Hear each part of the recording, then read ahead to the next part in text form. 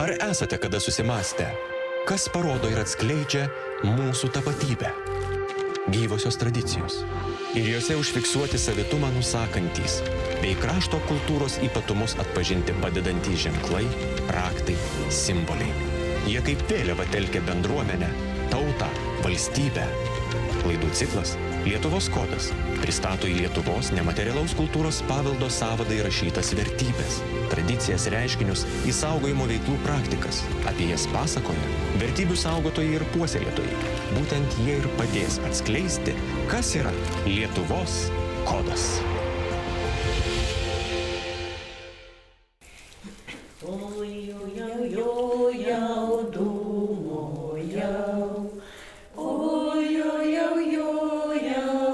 Kada reikia prezentuoti mūsų amatą Vilniaus krašto verbą, tai mes tiesiog tada parodom savo etnografinį vaidinimą, iš kur ateina verba. Jinai iš kur ateina? Iš laukų, iš žmonių širdžių, ir žinoma, lydima visą laiką yra dainomis. Priejau dvarelį, priejau dvarelį, priejau dvarelį, sustojau.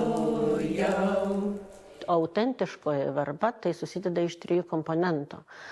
Tai yra kadagys, tai yra blindė ir berželis. Ir kartais dar būdavo ta verba buvo papuošiama pavasariniam gėlytėm, ten kaip bruknuojos ar dar kažką. Tai. O Vilniaus verba susideda iš pagaliuko, lazdyno kotelio, na ir va, kaip matot, iš tų visų žolelių, augančių laisvai gamtoje.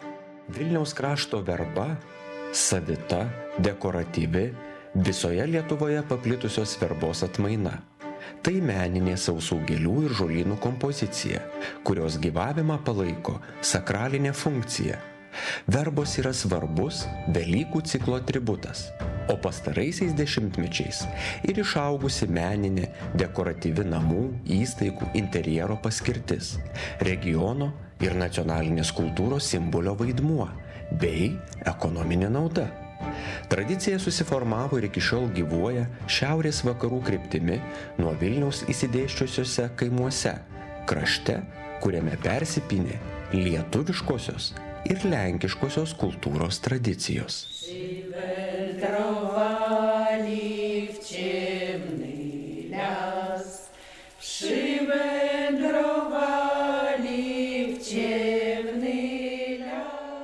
Senais laikais, kai dar reikėjo papuošti procesiją, būtent vežimus, tai puošdavom papiriniam lelijom. Nes vis dėlto per Švento Kazimiero atlaidas būdavo pagerbimas, o kaimo moterysgi negalėjo šito padaryti, nes popierius tai buvo labai brangus. Tai būtent tai ta Vilniaus verba, jinai vis tiek buvo sukurta va čia mūsų apylinkėse, tas pirmajam areale, iki pat Kriaučiūnų kaimo, galbūt netgi iki Naujojo kaimo. Ir tai buvo būtent tų kaimo moteryčių tam tikras galbūt įdirbis, nes jos buvo labai kuklios. Pirmosios ikonografinės žinios apie verbų rišimą mus pasiekė iš XIX amžiaus vidurio. Vilniaus verbų rišimo tradicija susiformavo ir iki šiol gyvuoja, perduodama iš kartos į kartą. O jo vystymasi lėmė ir susikloščiusi rinka. XIX amžiaus viduryje jos pardavinėtos prie Vilniaus bažnyčių verbų sekmadienį, o nuo XX amžiaus 40-mečio tapo neatsiejama Kaziuko mugės dalimi. Šiandien Vilniaus verbos parduodamos daugelyje kitų mugių Lietuvoje bei užsienyje, dainų šventėse, festivaliuose, kaip savitas liaudies meno dirbinys eksponuojamos parodose. Verba buvo reikalinga būtent tai atlikti sakralinę funkciją, pašventinti, papuošti šventosius paveikslus arba šiaip pakišti kažkur tai po balkių, tai nereikėjo per daug jų didelių išmeslų, tiesiog reikėjo surinkti tas, kas augo šalia pat, kad nebūtų per daug jokių išlaidų ir pagaminti. Ir manau, kad tos galbūt pirmosios verbos pradžioje buvo tik tai daromos arba išomos savo reikmėms, kada buvo perteklius, tai buvo mainomos, o po to jau tiesiog atsiradus Kaziuko mugei ir tai galėjo prezentuoti būtent tą verbų rišėjo amatą. Dekoratyvių verbų gamyba ilgas, sudėtingas, žinių, meistriškumo, meninio skonio reikalaujantis darbas. Augalų rinkimas, džiovinimas, dažymas trunka beveik ištisus metus. Tik tuomet atsidedama kūrybai. Verbos komponuojamos ant lazdyno kotelio, dėstant natūralias arba dažytas gėles, kitus laukinius ir namų darželiuose užaugintus augalus.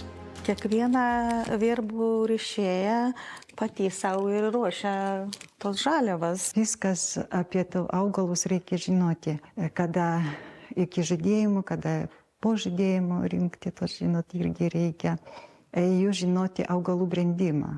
Apie 700 žolių žolelio mes naudojam, vien tik tai viršūnėlėms, būtent tas nendrelės, jų yra labai daug rūšių.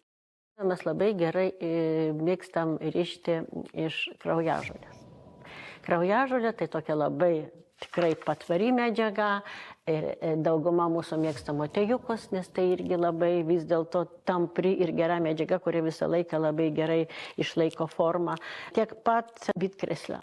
Reikia tik tai laiku surinkti, sužinoti, kur auga ir dabar dar mes pradėjom naudoti balzaminę bitkreslę, jinai labai gražiai kvepia. Tai va, jeigu įdėsim raudonėlę, jeigu įdėsim balzaminės bitkreslės ir tos paprasčiausios bitkreslės ir šlamučių, tai mūsų verba ne vien tik tai reiškia kvepės va tais kitais dažais, o jinai kvepės ta vadinamoji natūra. Pas mus nėra tokių kaip gėlėm atostogų. Jeigu pavėluosi, tai ta žolė negraži bus. Dažniausiai Vilniaus verba susideda iš vieno elemento, kuris kartojasi 3 kartus. Vilniaus krašto verbų spalvos ir ornamentai artimi liaudies tekstiliai. Iki šiol mėgstama derinti natūralius ir dažytus augalus.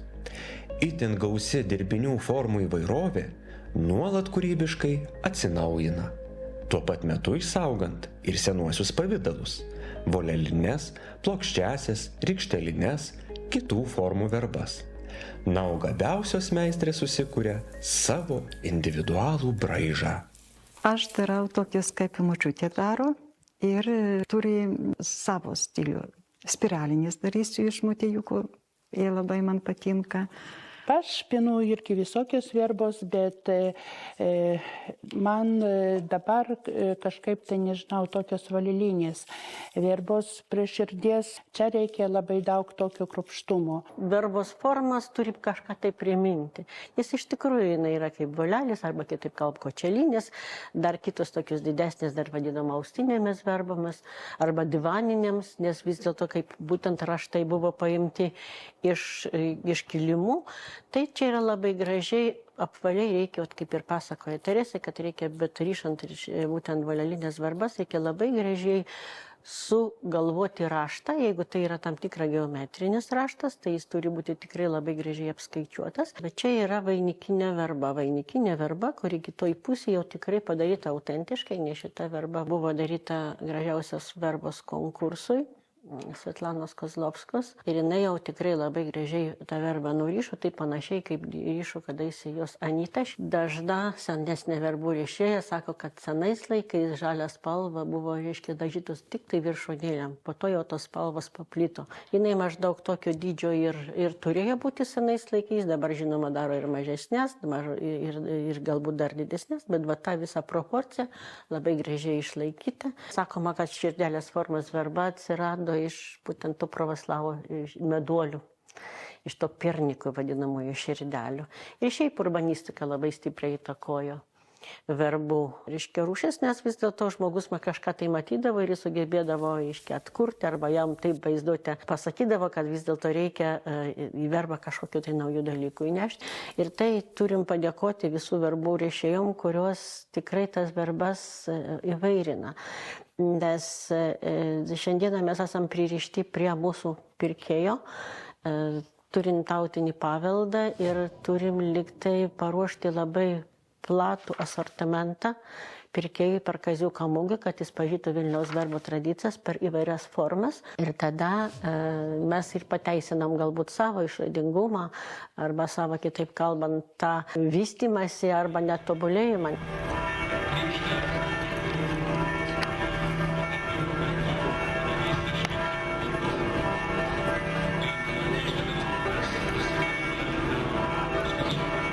Vilniaus verbos neiškeliaus iš mūsų arealo niekur. Vien dėl to tai kaip pelenės kurpaitė, jinai tinka tik tai kojai, kuriai priklauso. Iškia, mes čia ir geografiškai esam tam areale, kur paskutinis ledynmetis mums paliko šitiek žalumos, šitiek žolynų, kur mes galim ryžti ir pagaliau čia gyvena gyvosios verbų rišėjos tradiciškai. Nu, tokia meditacija, man labai patinka pinti. Aš nežinau, gal todėl, kad ir mama, ir močiutė pinė, aš nežinau dėl ko. Nu, man patinka. Ir aš žaviuosi savo darbu, žinot. Ta pačia verba, žinot, pat paimsi rankas ir man kažkaip jie duoda kažkokios, energijos, aš nežinau, daro tokią malonumą. Žmonės turi ryžti, nes nuo pat vaikystės matė šitą amatą. Jos pribijo pasakyti, kad jos tęsia, jos tiesiog gyvena, jos tai yra gyvenimo būdas.